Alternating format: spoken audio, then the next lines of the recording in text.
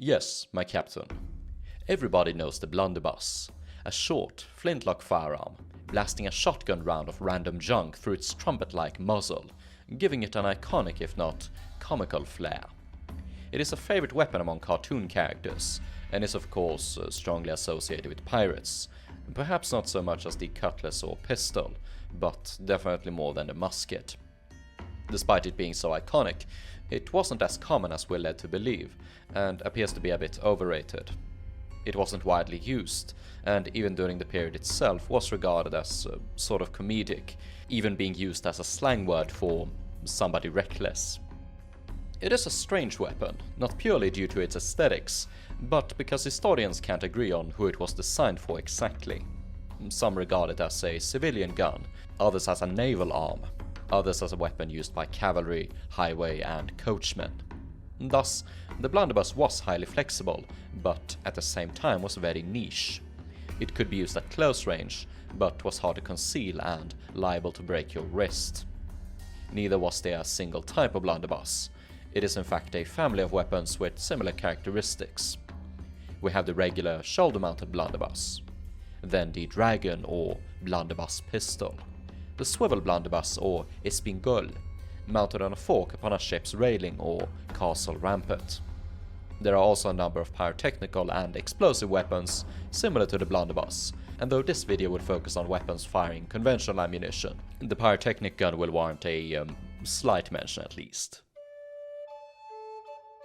The earliest of handheld firearms, the handgun, is the direct progenitor of all modern firearms, and perhaps the blunderbuss especially. They have a similar sort of profile and length, and might have been preferable to fire from the hip at close range. A direct ancestor of the blunderbuss can be observed in this contraption, dated to the early 15th century. A double-barreled handgun from Germany. Each barrel featured a flared muzzle and a larger bore distinctive of the later blunderbuss. It is an absolute monstrosity, and I'm not really sure at which end I'd rather be placed upon. The use for a devastating handheld firearm in naval combat was observed rather early in the history of maritime gunpowder. In the 1545 wreck of the Mary Rose was found a so-called hail-shot piece, a strange firearm with a rectangular-shaped barrel and bore, designed to shoot a load of iron dice. Otherwise it operated exactly as a large handgun, being fired directly by a fuse, aimed with a wooden stock, and steadied against the ship's railing by a hook on the barrel. The problem with the hail-shot piece was that, owing to the square bore, it was prone to rupturing. The hail-shot piece seems to have evolved simultaneously as the espingol, a large, swivel-mounted blunderbuss. The earliest example is rather strange, and has seen continuous modification which makes it difficult to date, including the invention of the overall design. The end result was an ornate, heavy-bored, swiveling blunderbuss, discharged by a matchlock with an automatic pan cover. The barrel is engraved with a text attributing it to Christopher Columbus. Note how the workmanship of the text is more primitive than the decorations, indicating that they were added at a later date. And it has been speculated that this gun began as a brass tube mounted on a shouldered stock, but without the matchlock and fine engravings, and likely part of Columbus's expeditions to the Americas. The lock and finer ornaments were added at a later date. 20 years after the hail-shot piece appears what most historians seem to regard as the first handheld blunderbuss, a German gun called the Streihrohre, meaning scatter barrel. As the name implies, the gun fired a charge of between 12 to 15 bullets, and according to Leonhard Fronsberger in 1566, it was used by assaulting troops for its devastating effect. Invariably called a Streihrohre, Katzenkopf or Stormheyer, it was a brass barrel only 18 inches in length, with an iron hook to absorb the recoil. I've sadly not found any images of these weapons, and cannot confirm what sort of mechanism they used.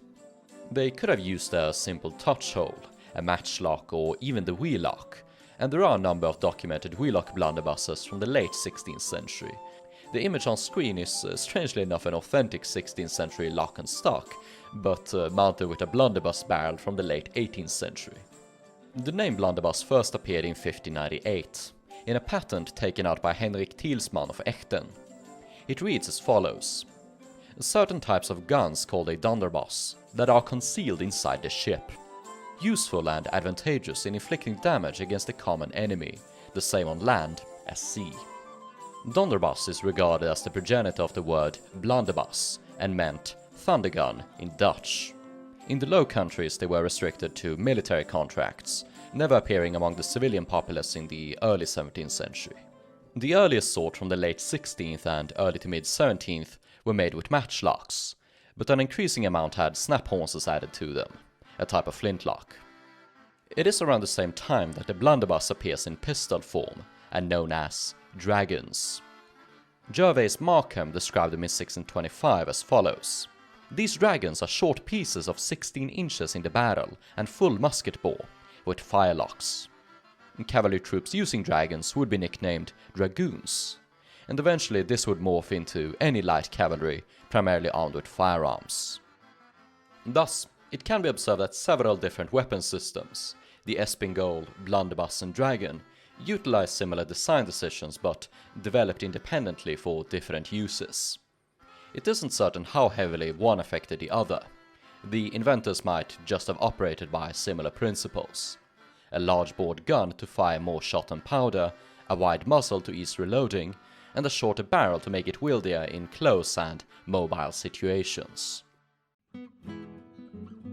It isn't certain when the blunderbuss first appeared in England.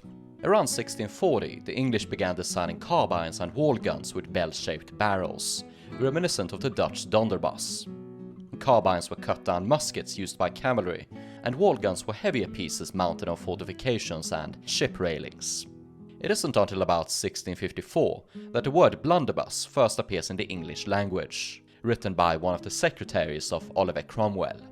By now, the Cromwellian fleet had most likely engaged the Dutch Blunderbuss at sea and taken a liking to its devastating power. 100 of them, called Blunderbusses, were carried to the Americas with the disastrous western design, and they'd spread across the English cavalry and naval forces.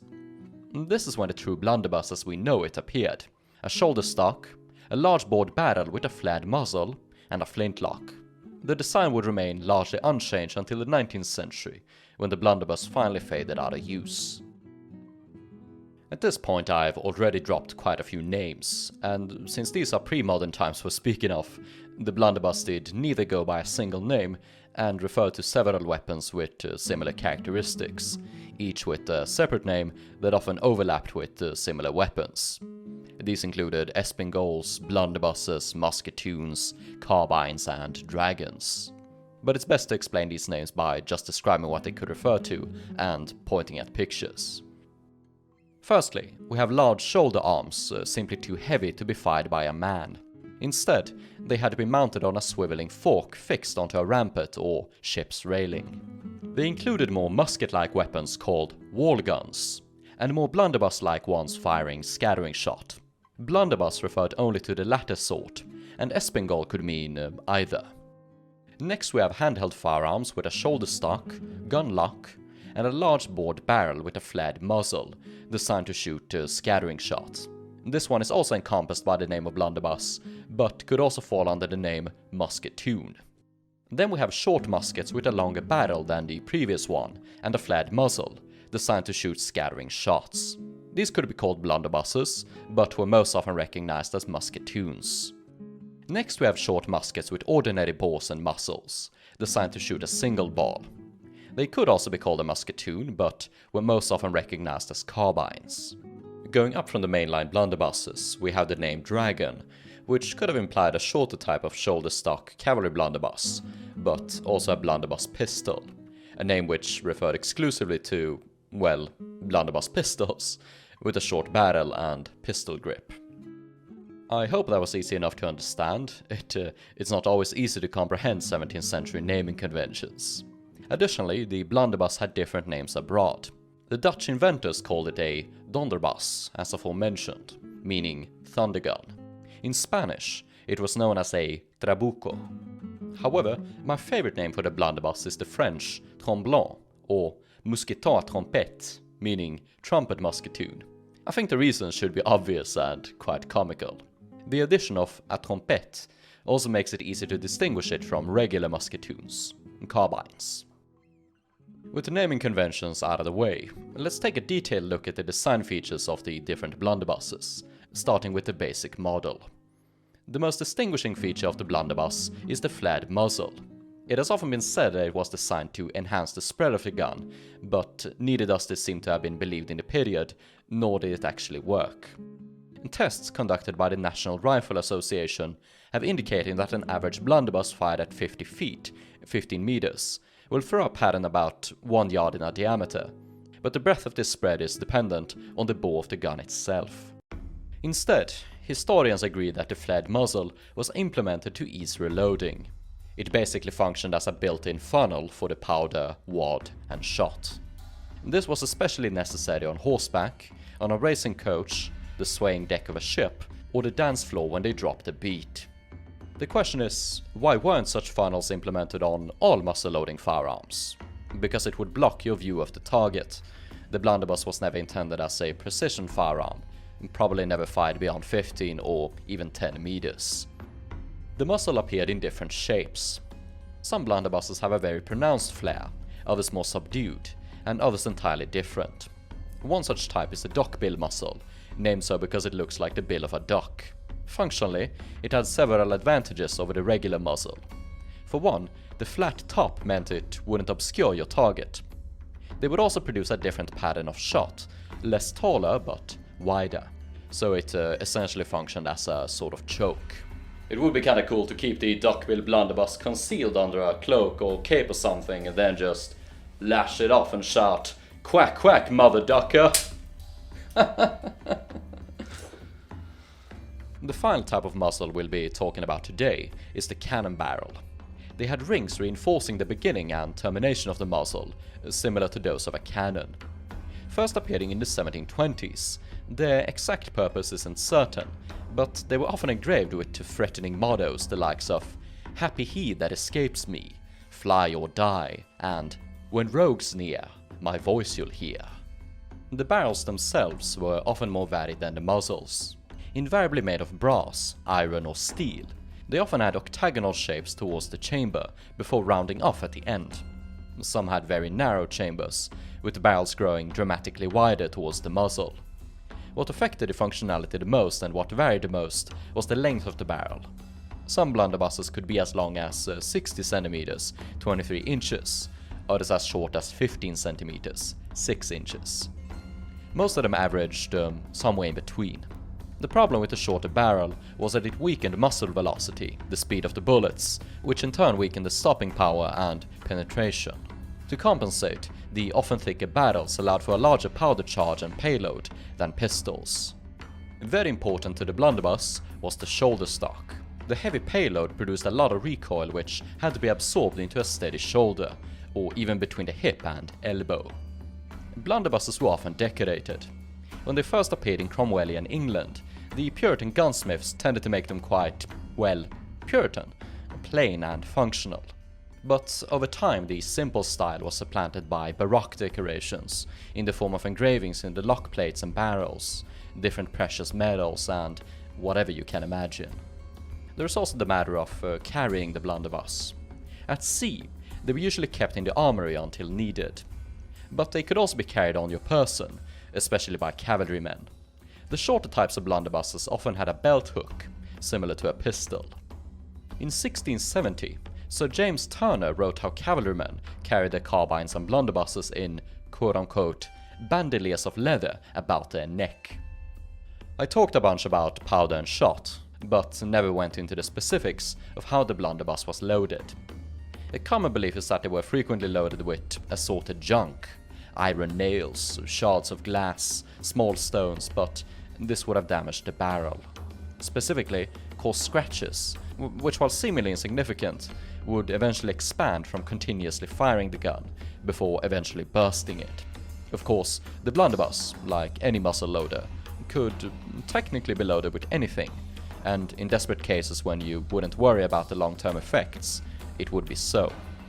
A buccaneer surgeon named Henry Pittman wrote the following: "My companions provided their arms, and charged their muskets and blunderbusses with pieces of glass bottles. For we coming from Barbados in such great a hurry and fear, Through forgetfulness they left their bag of bullets on the wharf. There are no military figures or manuals which recommend any such load. Instead, they describe the blunderbuss as being loaded with several pistol, musket or carbine bullets, swan drops, essentially shotgun pellets, and iron slugs. Some modern historians have stressed the dangers of using iron slugs, claiming it risked causing a spark when loaded and prematurely igniting the main charge. Even if the risk existed, there are too many military accounts and even autopsy reports describing the use of iron slugs as an effective blunderbuss round for it to be so easily discredited. Now on to the other types of blunderbuss. A very interesting weapon of Dutch design was a sort of blunderbuss with the so-called Langridge barrel. A small chamber connected to a much heavier barrel, terminating in a flared, usually cannon muzzle. Known as the pyrotechnic gun, it was initially designed in the mid-early 17th century to shoot incendiary rounds, specifically the so-called fire dart. However, they were also used to fire conventional ammunition like any blunderbuss, and after 1750 appears to have done so exclusively. The incendiary ammunition will be discussed more in-depth in a future episode. There were similar weapons to the pyrotechnic gun, hand mortars, which had shorter and wider barrels, designed for shooting grenades. They were quite literally the first grenade launchers. Some of them were designed to fire signal flares. I personally believe that the wheel-lock progenitor of the blunderbuss, the Katzenkopf, might in fact have been a hand mortar. Katzenkopf means cat's head in German, probably because you could fit the head of a cat inside of the bore. But hand mortars don't seem to ever have been used for firing conventional ammunition, at least as far as I know. The espingal, as described previously, was essentially just a larger blunderbuss with two holes pierced in the forestock, through which it was rigged onto a fork, used to mount the espingal on a fortification or ship's railing. This essentially turned it into a swivel gun, but unlike the swivel gun, which was heavier, the espingal could be mounted pretty much anywhere, since it didn't produce so much recoil that risked destroying parts of the ship. So espingals could be mounted on light railings, in the prow of a rowboat, the side of a fighting top, etc. And they could also be dismounted and used as a personal weapon, which seems to have been the case in a lot of incidents, even though the user required a lot of strength, or maybe it was a skill issue. But due to the issue of espingals and regular blunderbusses, often interchangeably referred to as blunderbusses in period accounts, it is often uncertain when eyewitness depositions speak of one or the other. Finally, we have the Dragon, or blunderbuss pistol. There isn't really much to say about this design. It's a regular pistol stock and lock, but with a larger bore and flared muzzle. Compared to the regular pistol, they carried more powder and shot, which made them more dangerous. On both ends. They were liable to break your wrist. The risks of the hand grip possibly led to the development of this contraption, a pyrotechnical blunderbuss pistol with an extendable stock, allowing the pistol to be used like a carbine and steadied against the shoulder. If this isn't 17th century tactical, I don't know what. Personal use of the blunderbuss seems to have been the biggest concern. The shorter barrel and increased charge of powder and shot meant that the weapon could be dangerous to its wielder if used incorrectly. I think of the account provided by Captain John Stedman in 1791. I met with a small accident by firing myself one of these blunderbusses, which I placed like a musket against my shoulder. I received such a stroke by its rebounding as threw me backward over a large hogshead of beef, and nearly dislocated my right arm.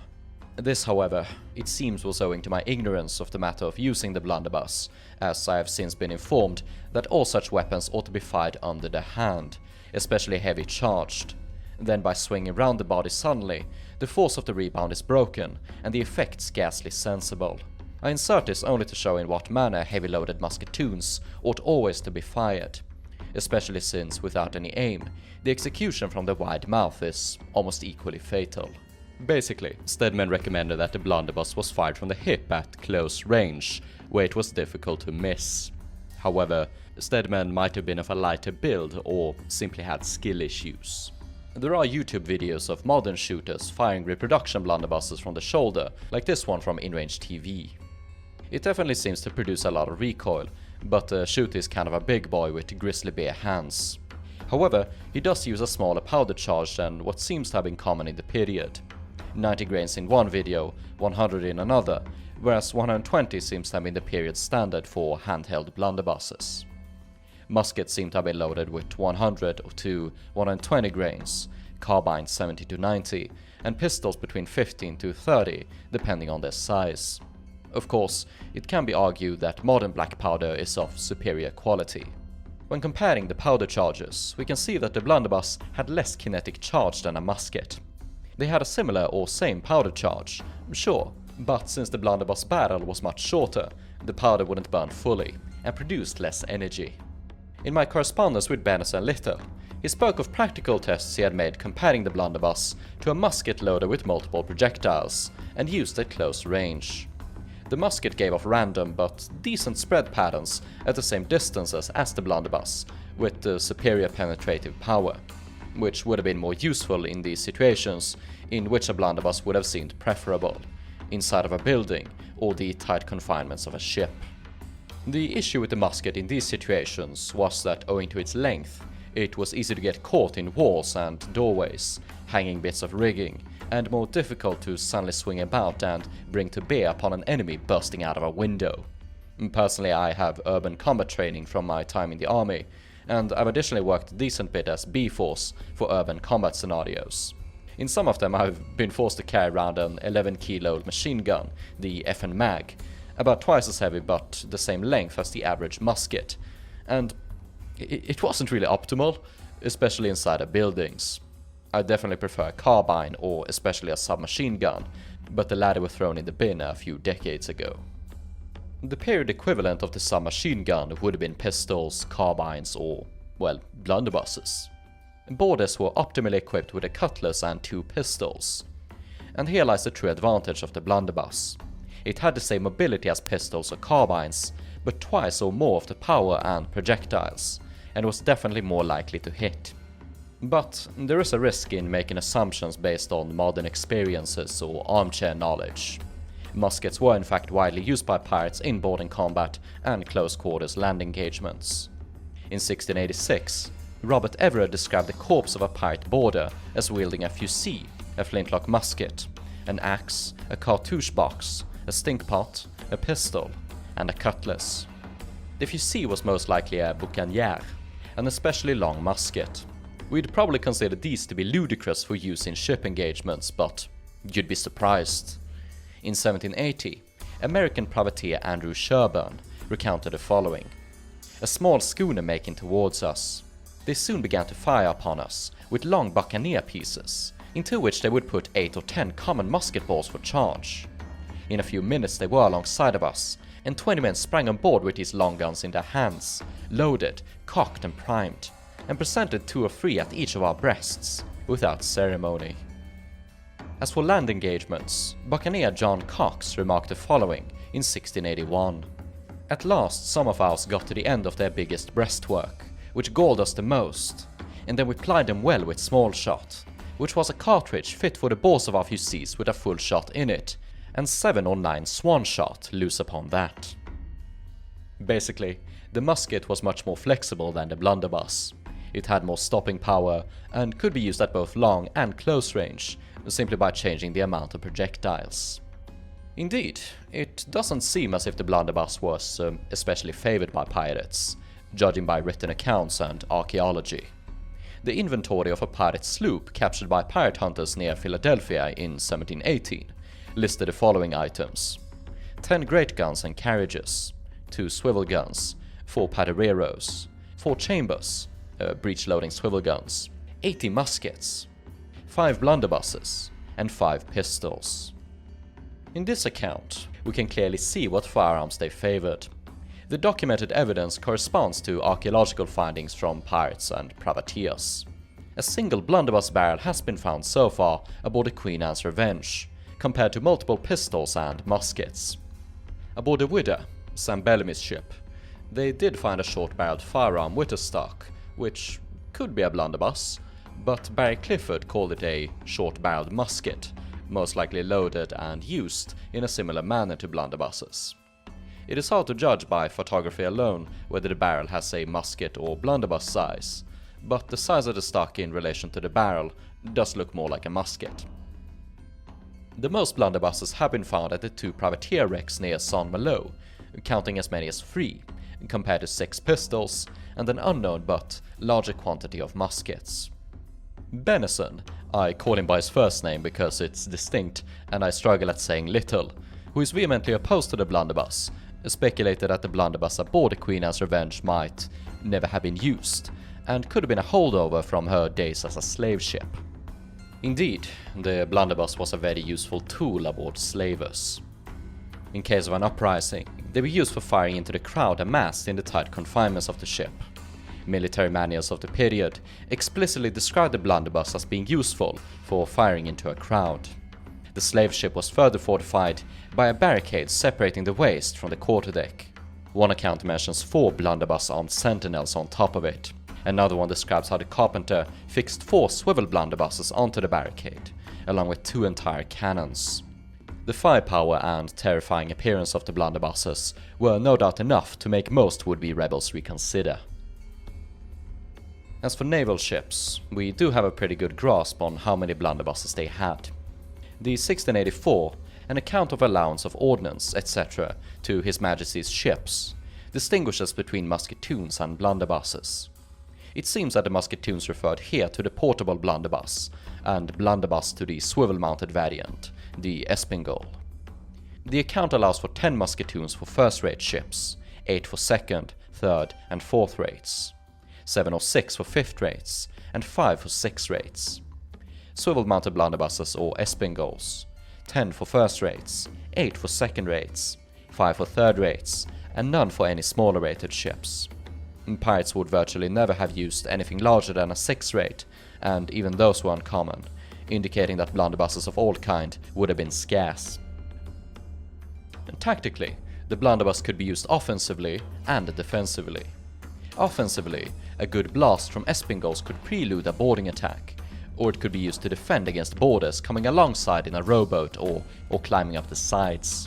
One of the best uses of the blunderbuss was defensively behind ship barricades, the so-called close quarters. A French privateer, Jean Dublé, recounted how a man next to him was shot dead from a blunderbuss, suddenly slipping out of a loophole when trying to breach a door in the forecastle. Dublé was able to dispose the shooter by stabbing his cutlass through the same loophole. Of course, pirates would use anything they could get their hands on and fire their guns in a massed volley, their numbers giving them considerable firepower. Richard Hawkins recounted the tactics used by pirate captain Francis Spriggs in 1724. They again described us, came up with me, and discharged 2 broadsides, double, round and partridge, with 2 full volleys of musketoons, blunderbusses, muskets and pistols. And on hearing us make a lamentable cry for quarter, they ceased firing and ordered me on board. These volleys were as likely to destroy rigging as they were unprotected men. Most importantly, as can be observed by Hawkins' timely surrender, the psychological effect was considerable. But the efficacy of the individual firearm wasn't necessary. They only needed to make a lot of noise, which the blundering bus certainly did. Just like today, it was regarded as a sort of comical weapon back then, and used in reference to a reckless person. Irish privateer William Betay remarked the following in regards to his captain. On my part, as I was well treated, I would not eat the bread of idleness, but kept my watch as other officers did. And pray where's the harm of all this, though Shelvocke and his blunderbuss of a son have had the stupidity to call it treason?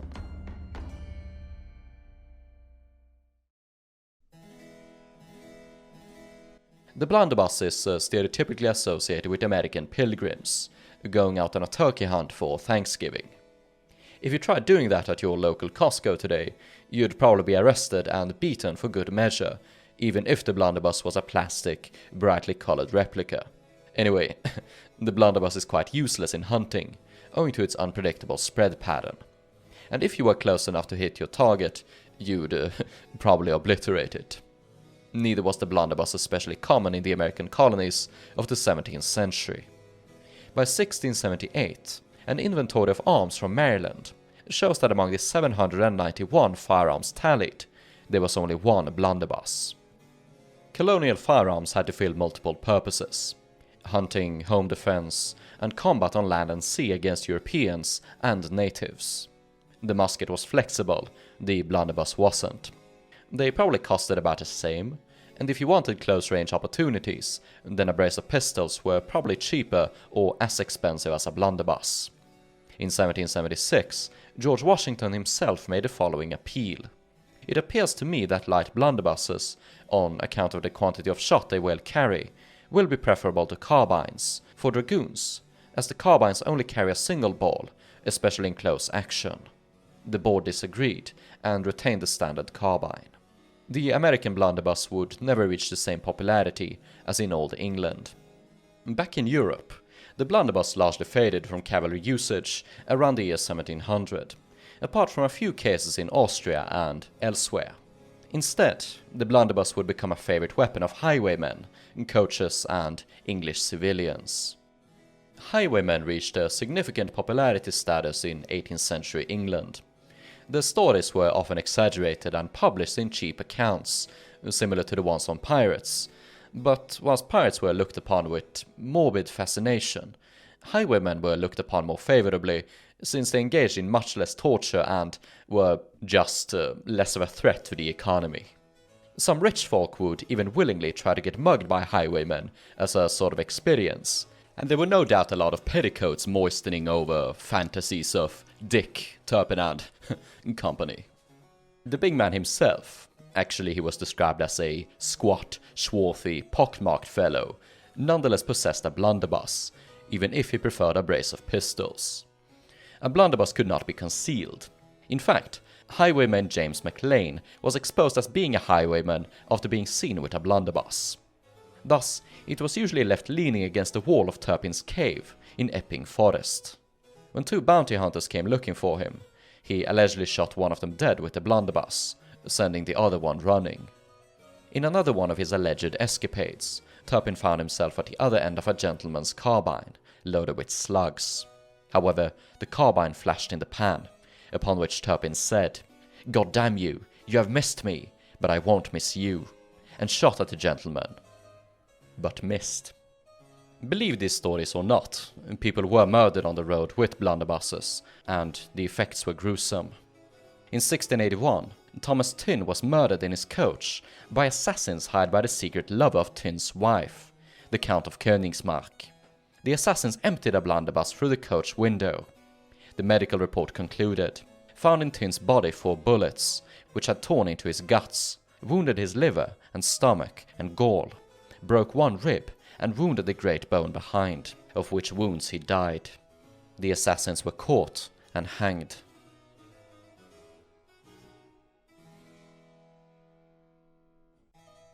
Indeed, England became increasingly dangerous in the 18th century, owing to highwaymen and roaming robbers. To defend themselves, regular civilians might wield a blunderbuss, simply when going to market. The sight of this bombastic weapon alone was most likely enough to deter most would-be scoundrels. Effective or not, its iconic profile had no doubt developed a fearsome, if not exaggerated, reputation. Clouds of bullets sending you flying halfway across the room, tipping over chairs and tables. The idea of getting killed by such an absurd armament was no doubt humiliating, akin to being hit by a frying pan, compared to a pistol, musket, bayonet or sword. One piece of evidence pointing to the effectiveness of the psychological effect is the fact that coach guards developed a tendency of shooting at small game as they passed by, in order to break the boredom. When approaching an inn at the end of a day, they would fire their guns in salute, terrifying the locals, causing geese to cluck around and cattle to stampede. Coaching companies eventually forbade the indiscriminate firing of blunderbusses, and also specified that the powder charge should be changed at least once a week, indicating that the guns were kept loaded, but seldom expended. The coach guard might keep the blunderbuss in a special case, but it was preferable to keep it visible in the crook of his arm, the distinctive muzzle sticking out for anyone to see. In the 18th century was developed the so-called pillow blunderbuss, an especially small but still shoulder-mounted blunderbuss, literally meant to be kept under the pillow or seat of a coach passenger.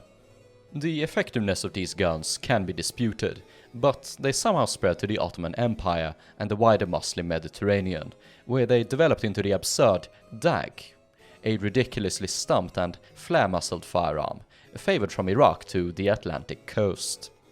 Through the American war against the Barbary coast, the dog would spread to the United States and inspire domestic gunsmiths. On the other end of the Mediterranean, Italy saw its own pestilence of roadside robbers and poachers. The Italians would develop a distinct style of blunderbuss known as the wolf killer. It had a folding stock, which allowed the blunderbuss to be more easily concealed, such as below a cape, allowing for smuggling or sudden ambushes. Wolf-killer blunderbusses were used by highwaymen and poaching peasants. They could not get their hands on other firearms for hunting. The question at these points is, why not just make it a blunderbuss pistol? The good old dragon had faded out of usage in the mid to late 17th century, only to see a sudden renaissance in the 18th, now commonly called blunderbuss pistols. They were always made and sold in pairs and kept in a case, used by both civilians and military or naval officers. In the late 18th century, they were often built with box locks, and some of them were turnover or Queen Anne pistols. The blunderbuss was also used as a platform for strange inventions in the late 18th century. One of the more common was the spring bayonet. The bayonet was connected to the cock of the gun, so after firing, the bayonet was released and sprung into position, allowing you to fire and charge. Funnily enough, there are even blunderbuss pistols made with spring bayonets. Other blunderbusses were made with a higher rate of fire in mind. The most video gamey weapon I've seen during research is this double-barrel blunderbuss with a spring bayonet. Looks like something out of World of Warcraft or something. This blunderbuss from around 1735 had a very strange muzzle and a frisson which automatically primed the pan. Other blunderbusses were breech-loaded. This one is break action, with a removable metal backpiece which you charge with powder, shot and wad, before inserting into the chamber. All of these inventions predict the advent of the double-barreled break-action shotgun, or coach gun, used by coachmen in the 19th century. It is the reason for the secondary seat next to the driver being called riding shotgun. The strangest iteration of the blunderbuss is perhaps the so-called graveyard gun. Sounds a bit morbid. Grave robbers became a huge issue, looking for the valuables of the corpses or simply to sell them to aspiring surgeons. To deter these ghastly ghouls from recently fallen loved ones, this absurd flintlock contraption was mounted in proximity to the grave and activated by a tripwire. No doubt loaded with multiple projectiles, they frequently featured flared blunderbuss muzzles.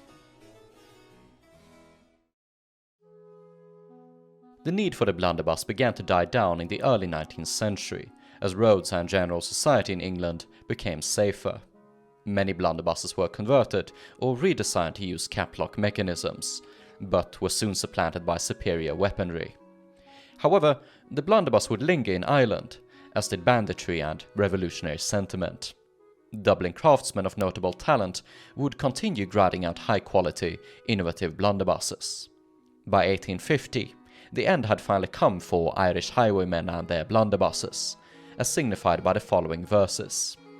They hung Brennan at the crossroads, in chains he swung and dried, but still they say that in the night some do see him ride.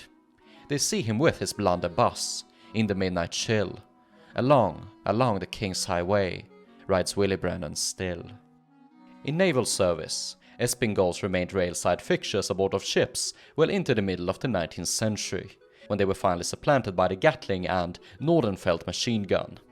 The blunderbuss is often called a shotgun progenitor, but we can see that it was supplanted by different weapon systems that fulfilled similar purposes, and since all muzzle loaders were loaded with multiple projectiles, the modern shotgun does not have one single ancestor.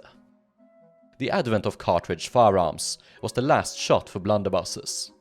They were supplanted by break-action coach guns, pump-action shotguns, and machine guns. John Marston's dismay over receiving a blunderbuss from a snake oil salesman in 1911 is rather apt. Is this a joke? What is this, 1850?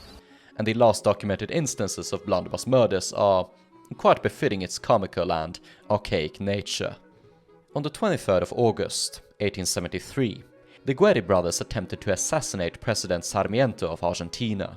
Both of the brothers wielded blunderbusses, trabucos, one of which was overloaded and exploded. The second brother panicked and ran away, not even firing his gun. The final instance appears almost 100 years later, on the 27th of June, 1958 in England. The Lancet reported the following. The gun, a bell-mouthed blunderbuss of the percussion type, had been for years in the London house of a consulting surgeon, who gave it, when he retired, to his manservant.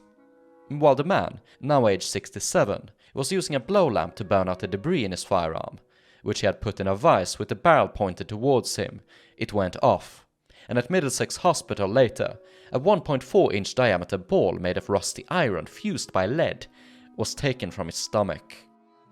Please never point a gun at yourself or somebody you love, even if it's unloaded. Oh yeah, by the way,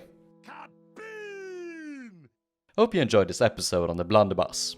Since I discuss historical topics in a frank and uncensored manner, regardless of the darkness within it, there's always a chance of me getting demonetized or shadow banned.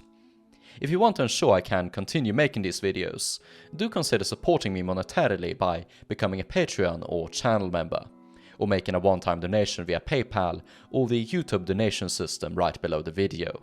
You'll find all of the necessary links in the video description. More gun videos coming soon.